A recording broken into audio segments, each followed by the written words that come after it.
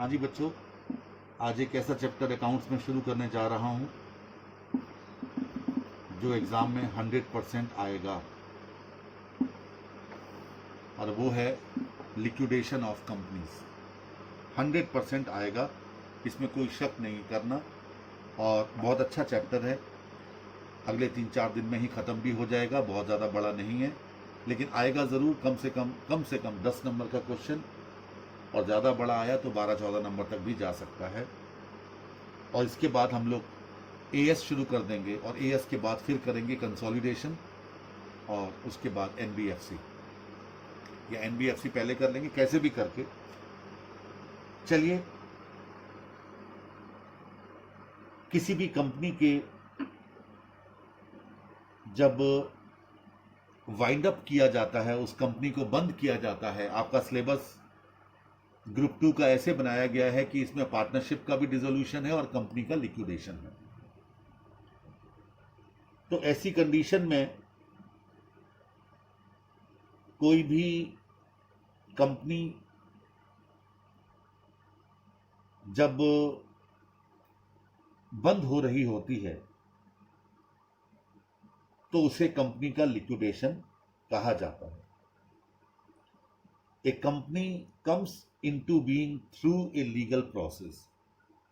कोई भी कंपनी एक लीगल प्रोसेस के थ्रू आती है, and also comes to an end by law, और लॉ के द्वारा ही उसको बंद किया जाता है।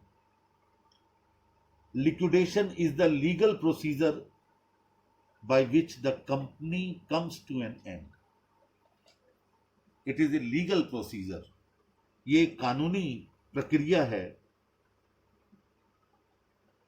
कोई भी कंपनी कानून से ही क्रिएट होती है। It is always created by law and can not die a natural death. कोई भी कंपनी एक नेचुरल डेथ उसकी नहीं हो सकती, उसे बंद करना पड़ेगा, वो भी लॉ के थ्रू।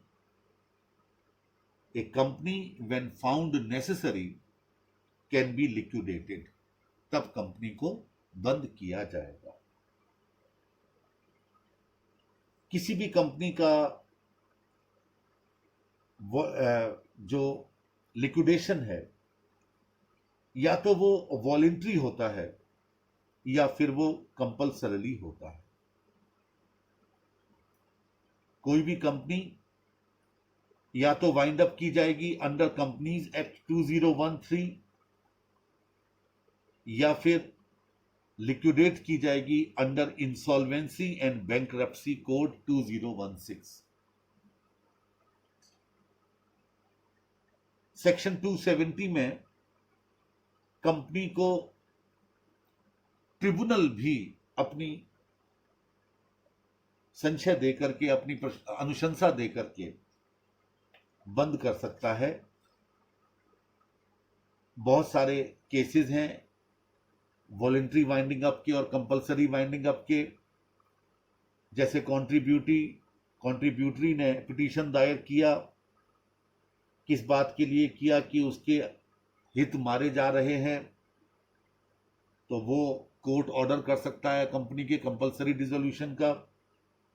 रजिस्ट्रार कोई पिटीशन फाइल करता है कंपनी के वाइंड अप करने के लिए सेक्शन 271 में सेंट्रल गवर्नमेंट को, तो वहां पर कंपनी बंद हो सकती है।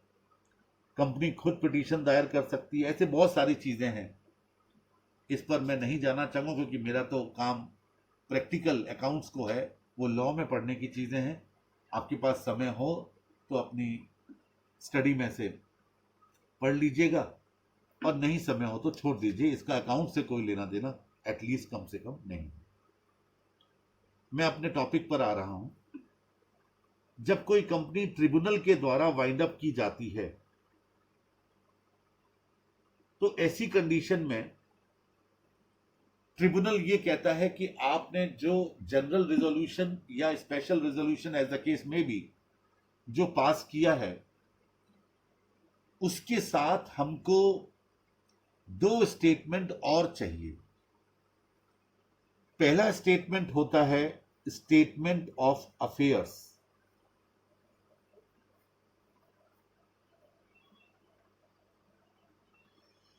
और दूसरा स्टेटमेंट होता है deficiency account.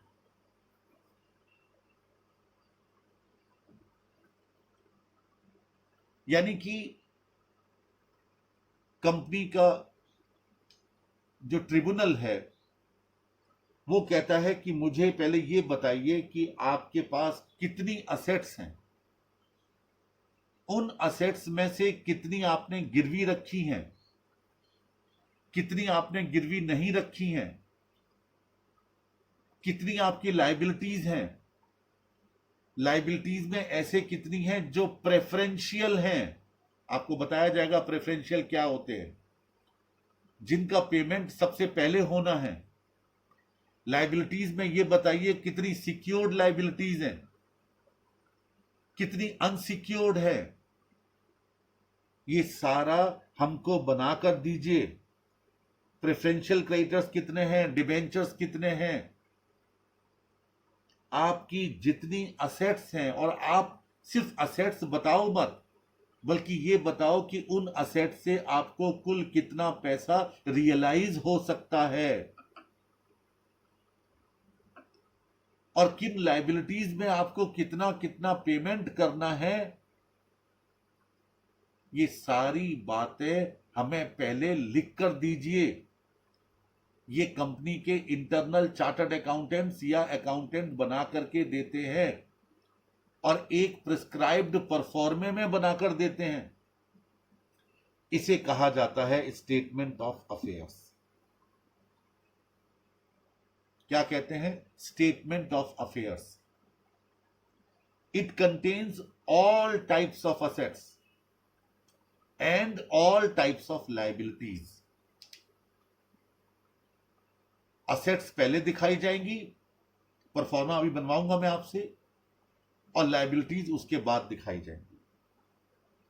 And the second statement which the company has to submit to the tribunal is deficiency account. This is a statement which contains the different means reasons which caused deficiency in that company for a minimum of 3 years। कम से कम 3 साल में company ने क्या किया जिसकी वजह से company को नुकसान उठाना पड़ा, उसकी लायबिलिटीज बढ़ गई उसकी असेट से कम 3 साल। वैसे कहा तो ये जाता था शुरू में जब हम पढ़ते थे कि डेफिशिएंसी और सरप्लस कुछ भी हो सकता है कंपनी में, लेकिन नाम उसका डेफिशिएंसी ही रखा जाता है कि आप जब से कंपनी बनी तब से आपको ये बताना पड़ेगा कि आपने कौन कौन से कर्म और कौन कौन से कुकर्म किए जिसकी वजह से कंपनी में घाटा हो गया या फायदा हुआ। आपको सारी चीजें वो जिस अकाउंट में दिखानी पड़ती है उसे डेफिशिएंसी अकाउंट कहते हैं। ये 2 पार्ट्स में होता है। पहला पार्ट उन चीजों से है जिसकी वजह से डेफिशिएंसी बढ़ी या जिसकी वजह से सरप्लस कम हुआ, जैसे बिजनेस के लॉसेस हैं, जैसे डिविडेंड आपने पेड किया, जैसे स्पेकुलेशन के लॉसेस हैं, आपने कोई सट्टेबाजी की। ये सारे पहले पार्ट में दिखाए जाते हैं। और दूसरे पार्ट में ये दिखाया जाता है जिसने डेफिशिएंसी को कम किया या सरप्लस को बढ़ाया, जैसे बिजनेस में प्रॉफिट कमाए गए या सट्टेबाजी से भी प्रॉफिट कमाए गए या असेट्स हमारी बढ़ गई। ये सारे सेकंड पार्ट में दिखाए जाते हैं और फर्स्ट पार्ट में घाटा दिखाया जाता है। तो ये दोनों स्टेटमेंट कंपनी को प्रेजेंट करने पड़ेंगे। उसके बाद ट्रिब्यूनल आगे जाकर के कंपनी को बंद करने का आदेश देगा। इसकी कोर्ट से मंजूरी होती है और कोर्ट से किसी पर्सन को अपॉइंट किया जाता है कंपनी को फाइनली बंद करने के लिए, और वो बंदा जो स्टेटमेंट बनाता है उसे liquidators final statement of account कहा जाता है। liquidator's final statement of account. It is always maintained by the liquidator in real sense. Remember, the statement of affairs and deficiency account, these are based on estimations. But the liquidator's final statement of account, which is maintained by the liquidator, is always prepared in real sense. ये real sense में बनाया जाता है कि कितनी assets से प्राप्ति हुई और किस किस लायबिलिटी का भुगतान किया। सही मायनों में ये जो liquidator final statement of account है, ये रिसीप्ट एंड पेमेंट अकाउंट की तरह है जो आपने एनपीओ में बनाया था, नॉन प्रॉफिट ऑर्गेनाइजेशंस में बनाया था, कब? फाउंडेशन की क्लास में। या कैश बुक की तरह है जिसके लेफ्ट हैंड साइड में, जिसे आप डेबिट साइड भी कह सकते हैं, आपको सारी रिसीप्ट दिखानी है और क्रेडिट साइड में सारे पेमेंट्स दिखाने हैं। यानी ये मैंने आपके इस चैप्टर का एजेंडा आपके सामने रख दिया कि आपको बनाना क्या है, statement of affairs, deficiency account और liquidator's final statement of account. इसके साथ साथ बी लिस्ट कॉन्ट्रीब्यूटरी और कभी कभी receivers receipt and payment account भी बनाने को आता है, बहुत कम, रेयर, लेकिन मेन यही तीन है जो आपको इस चैप्टर में सीखने हैं। सबसे पहले हेडिंग डाल दीजिए स्टेटमेंट ऑफ अफेयर्स।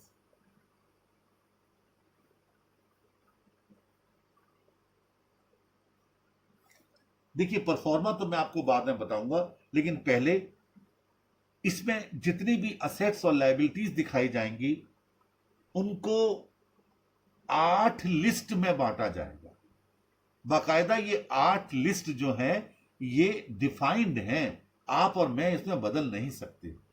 और बाई चांस किसी लिस्ट का कोई आइटम अगर क्वेश्चन में नहीं दिया गया है तो आप वहां पर उस लिस्ट को मेंशन जरूर करेंगे, आगे डैश लगा देंगे, लेकिन लिस्ट मेंशन जरूर होंगी। अब वो लिस्ट में यहां पर लिखने जा रहा हूं। सबसे पहले असेट साइड, या असेट साइड मत लिखो, असेट्स लिखो। असेट्स की 2 लिस्ट हैं, लिस्ट ए और लिस्ट बी। कई बुक्स में ए और बी को सिंगल इन्वर्टेड कॉमा में बंद किया गया है क्योंकि ये लिस्ट क्या है, डिफाइंड है। इसलिए लिस्ट ए में क्या दिखाते हैं, लिस्ट ए में दिखाएंगे assets which are not specifically pledged.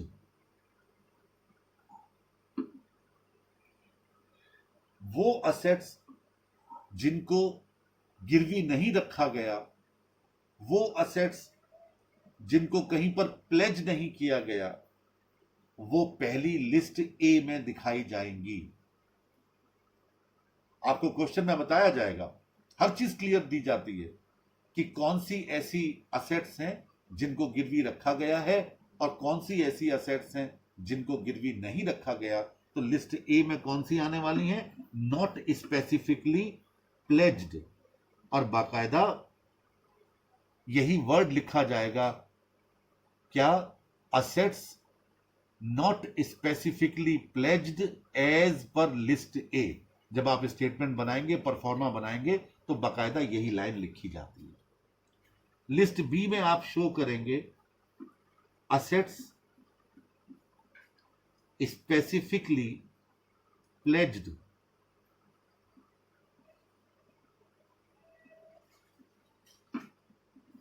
And creditors fully और पार्टली सिक्योर्ड। यानी ये ऐसी लिस्ट होगी जिसमें आप उन असेट्स को दिखाएंगे जिनको आपने स्पेसिफिकली प्लेज किया हुआ है, और इनके साथ साथ उन लायबिलिटीज को भी आपने दिखाना है जिनके लिए इनको स्पेसिफिकली प्लेज किया गया है। कुछ ऐसी असेट्स हो सकती हैं जिनकी वैल्यू अधिक हो और उनके बदले में आपने लोन कम ले रखा हो, तो वो फुल्ली सिक्योर्ड क्रेडिटर्स हो गए। कुछ ऐसे क्रेडिटर्स हो सकते हैं जहां लोन ज्यादा हो और असेट की वैल्यू कम है तो वो पार्टली सिक्योर्ड हो गए। इसमें दोनों चीज दिखाई जाएंगी, क्योंकि इसमें आप असेट दिखा रहे हैं वो जिनको गिरवी रखा गया है। अब जरा ध्यान से सुनना मेरी बात, कि जो हमारे पार्टली सिक्योर्ड होंगे तो उसका जितना पार्ट बचेगा जो किसी असेट से सिक्योर्ड नहीं है, वो फिर आगे चल करके लायबिलिटी साइड में अनसिक्योर्ड क्रेडिटर्स की लिस्ट में शामिल हो जाएगा। मतलब आपने कोई किसी से लोन ले रखा है, लोन फ्रॉम पीएनबी ले रखा है आपने 1 लाख रुपए का, और जो असेट उसके लिए आपने गिरवी रखी है उसकी रियलाइजेबल वैल्यू 70,000 है, तो वो बैंक 70,000 तो उस असेट को बेच करके प्राप्त कर लेगा, लेकिन जो बाकी 30,000 उसका बेकार नहीं जाएगा, उसको अनसिक्योर्ड क्रेडिटर्स की लिस्ट में ऐड कर दिया जाएगा, और अनसिक्योर्ड क्रेडिटर्स को जितना पेमेंट मिलेगा उसमें बैंक को भी मिल जाएगा जो परसेंटेज मिलना है 30,000 में, 70 तो उसको मिल ही जाएगा। तो यहां पर पार्टली सिक्योर्ड क्रेडिटर्स और फुल्ली सिक्योर्ड क्रेडिटर्स इसलिए दिखाए जाएंगे क्योंकि इस लिस्ट में सारी वो असेट दिखाई जा रही हैं जो कि स्पेसिफिकली प्लेज्ड की गई हो, चाहे वो अधिक लोन के बदले में हो, चाहे वो बराबर के लोन के बदले में हो, चाहे वो कम। ये लिस्ट असेट्स की है, इसलिए असेट को बेस मान करके आपको वो सारी असेट दिखानी है जिनको आपने स्पेसिफिकली प्लेज कर रखा था। तो असेट्स की कितनी लिस्ट हो गई? 2, लिस्ट ए, लिस्ट बी। अब आइए लायबिलिटीज, वहां लिस्ट सी से शुरुआत होगी। लिस्ट सी में आप शो करेंगे प्रेफरेंशियल क्रेडिटर्स।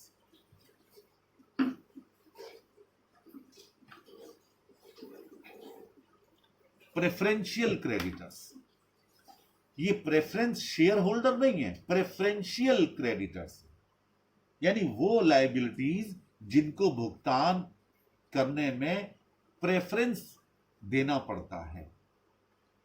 इसमें क्या क्या आएंगे, हल्का सा आपको हिंट दे देता हूं, आगे तो इसका पूरा लेक्चर होगा कम से कम 15, 20, 25 मिनट का। टैक्सेस इसमें आ जाते हैं, जो सरकार को पेमेंट करना है कंपनी ने, उन टैक्सेस को हम प्रेफरेंशियल क्रेडिटर मानते हैं। ऐसे ही सैलरी और वेजेस जो क्लर्क और लेबर को देनी है, कुछ महीनों की सैलरी और कुछ महीनों की वेजेस प्रेफरेंशियल क्रेडिटर्स में शामिल की जाती है। कितने महीनों की वो जब टॉपिक आएगा तब बताया जाएगा।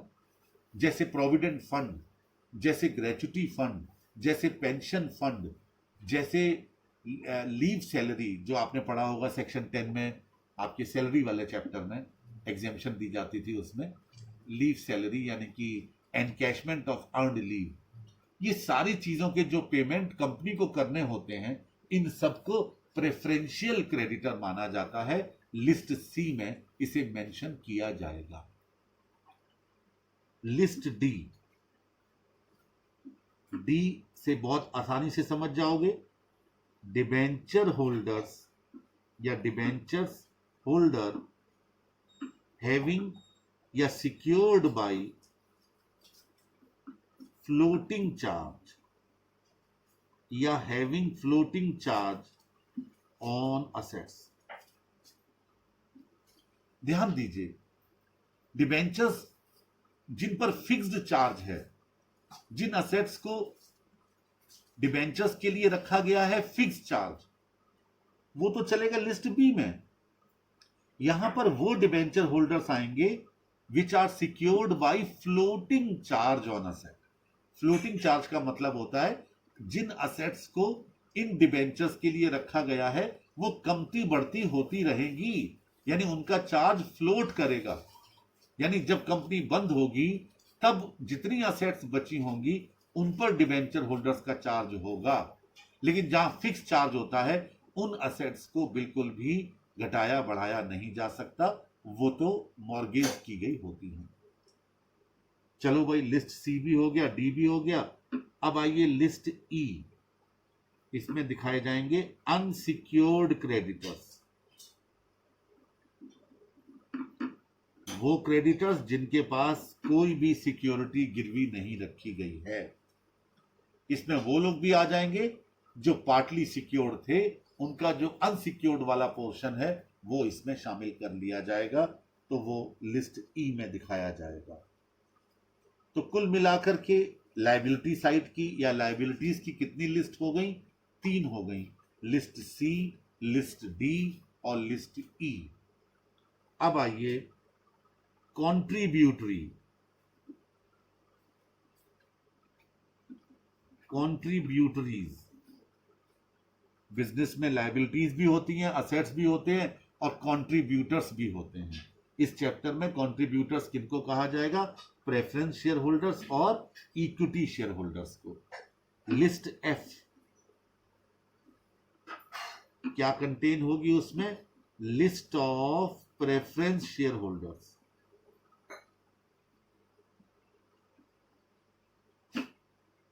Preference share holders as per list F दिखाए जाएंगे। लिस्ट जी आप समझ गए होंगे, इसमें दिखाई जाएगी list of equity share holders.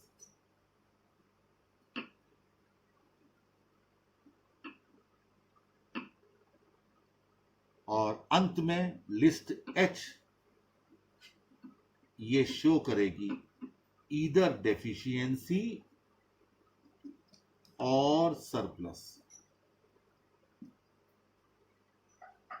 यानी लिस्ट एच में रिजल्ट दिखाया जाएगा कि आपकी असेट ज्यादा है तो सरप्लस आ जाएगा, और अगर लायबिलिटीज ज्यादा हैं तो डेफिशिएंसी आ जाएगी।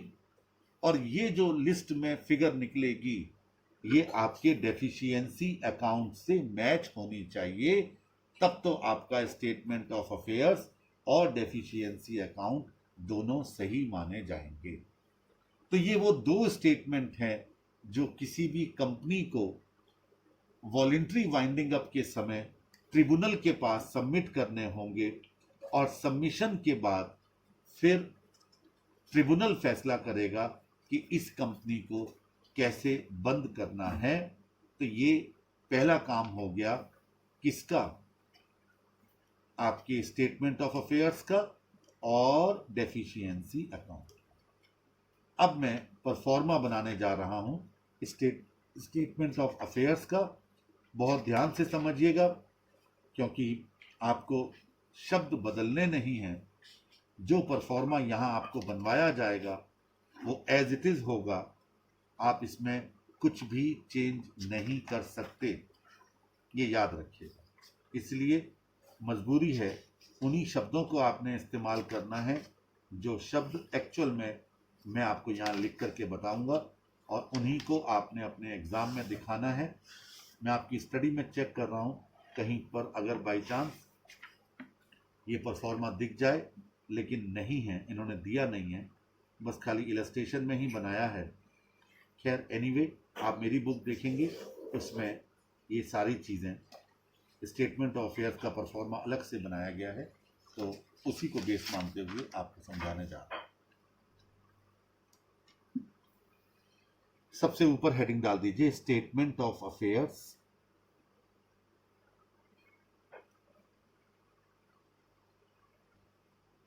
एज ऑन, डेट डाली जाएगी, आगे कॉमा लगाकर the date of winding up.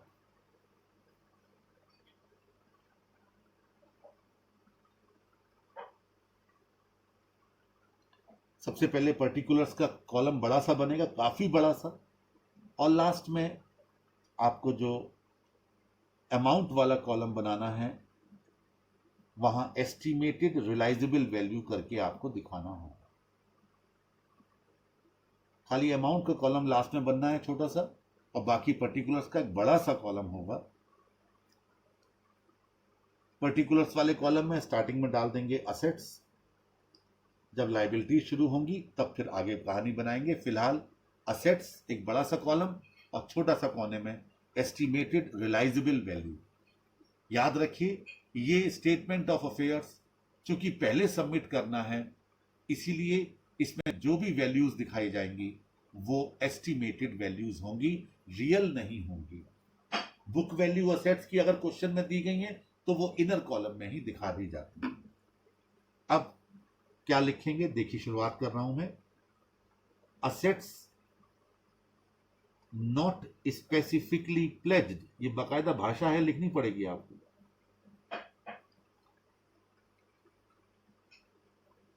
Bracket में लिखेंगे एज पर लिस्ट ए, ब्रैकेट में डालेंगे एज पर लिस्ट ए, ठीक है। और इसमें सारी असेट्स जैसे कैश इन हैंड अलग अलग दिखाई जाएंगी, cash at bank, trade receivables, inventories, unpaid calls, बस मैं बाकी असेट्स नहीं दिखा रहा हूं। अनपेड कॉल्स का मतलब वो शेयर होल्डर जिनकी कुछ कॉल रह गई हैं, जिनको आप कॉल्स इन एरियर्स कहते हैं, वो भी उनसे पैसा मिल जाएगा, ऐसी संभावना व्यक्त करते हुए उनको भी यहां दिखाया जाएगा। और अमाउंट वाले कॉलम में इनकी फिगर दिखाते चले जाएंगे कि कितनी कितनी रकम इनसे रियलाइज होगी, और उसका वही टोटल भी लगा दिया जाएगा। नीचे लाइन नहीं, खाली ऊपर की लाइन, क्योंकि इसमें और भी नीचे जुड़ना है, तो नीचे की लाइन काट दीजिए, नीचे की लाइन नहीं बनेगी। अब फिर आ जाइए पर्टिकुलर्स वाले कॉलम में और लिखिए असेट्स स्पेसिफिकली प्लेज्ड,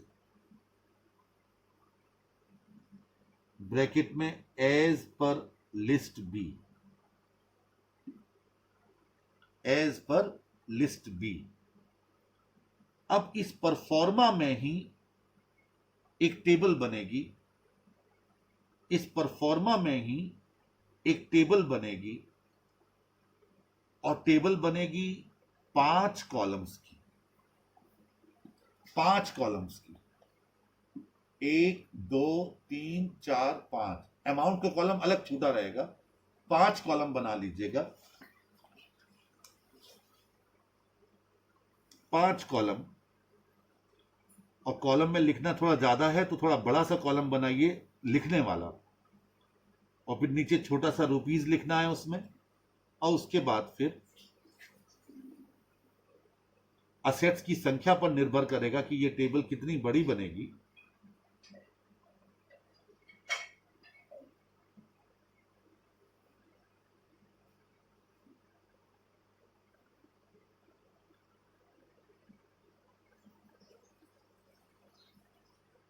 ठीक है,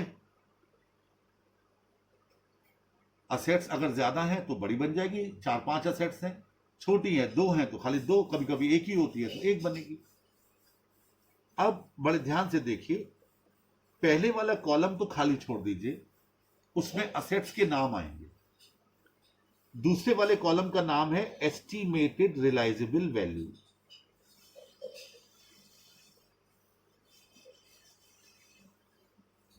एस्टिमेटेड रियलाइजेबल वैल्यू।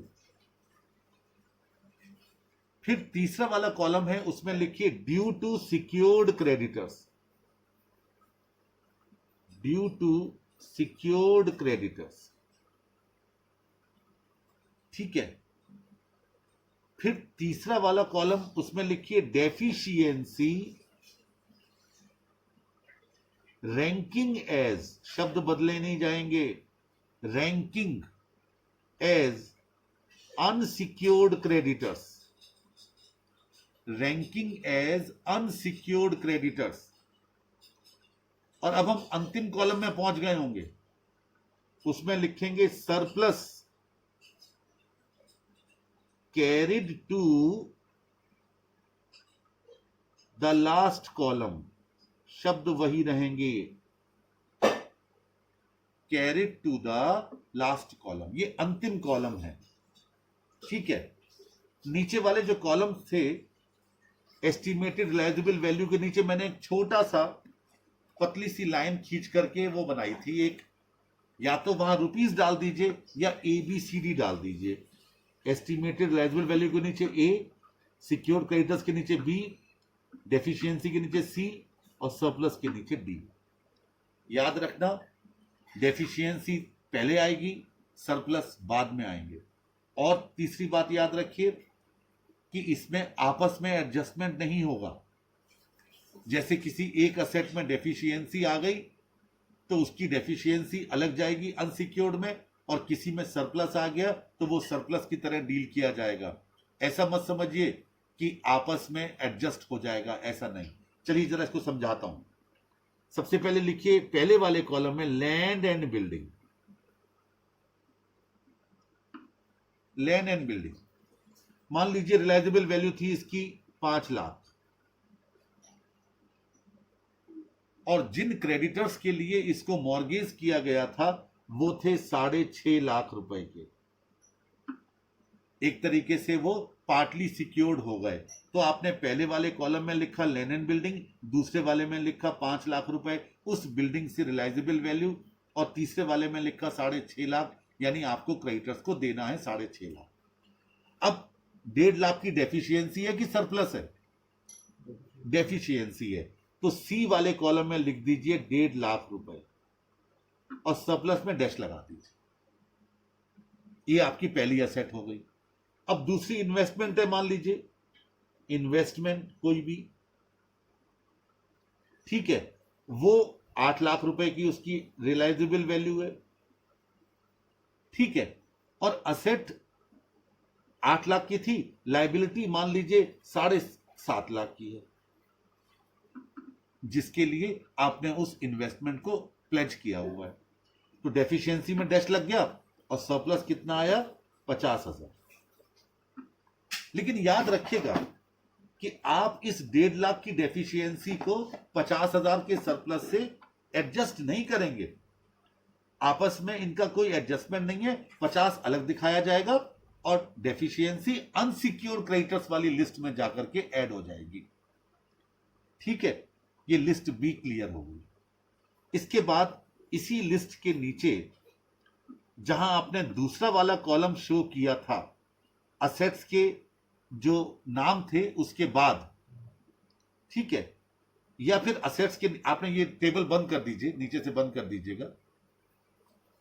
अगर 4 असेट हैं तो 4 आ जाएंगी, 2 है तो 2 आई, 1 है तो 1 आ जाएगी, इसमें इस छोटी बड़ी होती रहेगी। अब इसके नीचे लिखिए estimated surplus, estimated surplus from assets specifically pledged, specifically pledged लिख दिया पर्टिकुलर्स वाले कॉलम में। अब आपने जो यहां बनाई थी, लिखा था surplus carried to the last column. अब ये लास्ट कॉलम कौन सा वाला है? वो अमाउंट वाला। तो 50,000 रुपए की रकम इसी लाइन के सामने आप दिखा दीजिए, उस टोटल के सामने जो उन असेट्स का आ रहा था नॉट स्पेसिफिकली प्लेज्ड वाला, उसके नीचे 50,000 रुपए दिखा दीजिए। यानी जो असेट्स आपकी प्लेज नहीं है उनसे इतना पैसा आपके पास आ जाएगा जो ऊपर आपने टोटल लगाया था, और 50,000 सरप्लस यहां का आ जाएगा जो प्लेज थी। अब इन दोनों का टोटल लगा दीजिए, ऊपर वाली असेट्स का और इस 50,000 का, और उस टोटल के सामने पर्टिकुलर्स में लिखिए एस्टिमेटेड टोटल असेट्स, और ये लाइन याद कर लो, बहुत बार लिखनी है, अवेलेबल फॉर। अब यहां सीक्वेंस, सीक्वेंस से पेमेंट होना है। पहले किसको? Preferential creditors,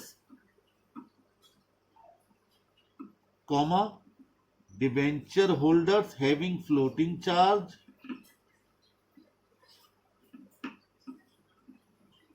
and unsecured creditors, unsecured creditors. यानी लाइबिलिटीज का पेमेंट इसी में करना है, इसी क्रम में करना है, तो आपको वो क्रम लिखना होगा। प्रेफरेंशियल क्रेडिटर्स पहले, फिर debenture holders having floating charge, और उसके बाद अनसिक्योर्ड क्रेडिटर्स। जब आपके प्रेफरेंशियल क्रेडिटर्स का पेमेंट हो जाएगा तो ये लाइन थोड़ी छोटी हो जाएगी। क्या लिखोगे? Estimated total assets available for debenture holders having floating charge and unsecured creditor. जब डिबेंचर होल्डर्स का पेमेंट हो जाएगा तो और छोटी हो जाएगी ये लाइन, वहां लिखोगे सिर्फ अनसिक्योर्ड क्रेडिटर्स। ठीक है, अच्छा ठीक है। अब टोटल जो आपका असेट्स का आया था उसके नीचे 2 लाइन बना लीजिए, यानी वो टोटल पूरा हो गया। अब इसमें कुछ और नहीं जुड़ने वाला है, ठीक है। परफॉर्मा है एज इट इज। अब फिर आ जाइए पर्टिकुलर्स में और लिखिए summary of gross assets. Summary of gross assets, ये हेडिंग है पर्टिकुलर्स में अंदर, और यहां लिखिए ग्रॉस रियलाइजेबल वैल्यू ऑफ, नीचे डैश लगाइए, लिखिए असेट्स स्पेसिफिकली प्लेज्ड, और यहां रकम अंदर ही लिखनी है, क्रॉस क्रॉस क्रॉस बना दीजिए अंदर ही, अमाउंट वाले कॉलम में नहीं, पर्टिकुलर्स वाले कॉलम में। और अदर असेट्स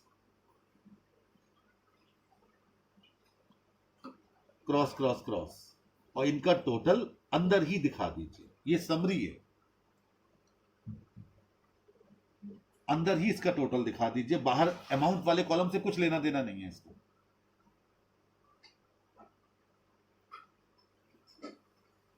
टोटल कर दीजिए, नीचे लाइन बना दीजिए। अब आप जरा गौर कीजिए, इसमें आपसे कहा गया असेट्स स्पेसिफिकली प्लेज, इसमें कौन सी अमाउंट दिखाई जाएगी? जो अभी हमने एग्जांपल दिया था, 13 लाख रुपए यहां दिखाए जाएंगे। इसमें असेट्स की ग्रॉस वैल्यू लेनी है, 13 लाख हमारे एग्जांपल के मुताबिक, और ये वाला जो ऊपर हमने क्रॉस क्रॉस किया था, estimated realisable value of asset as per list A, इसका टोटल भी यहां दिखा दिया जाएगा। ये टोटल इस बात को रिप्रेजेंट कर रहा है कि आपके पास कुल असेट्स कितनी रियलाइज होकर के आएंगी। ये ग्रॉस असेट्स हैं, ठीक है, क्लियर है? हाँ सर, क्लियर हो रहा है। अब जो आपने अभी लिखा था estimated total assets available for preferential creditors, अभी ऊपर लिखा था ना, वो एक बार फिर रिपीट कर दीजिए इसके नीचे, समरी ऑफ ग्रॉस असेट के नीचे वही same line as it is, और वो जो रकम थी आपकी एज इट इज वापिस उसी रकम वाले कॉलम में दोबारा दिखा दीजिए, लेकिन इस बार उसके नीचे लाइन नहीं होगी।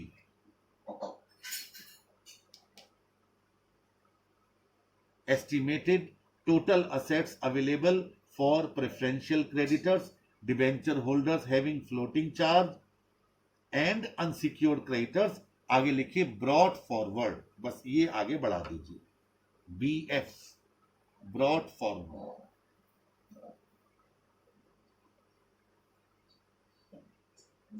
अमाउंट वही जो आपने दिखा रखी थी।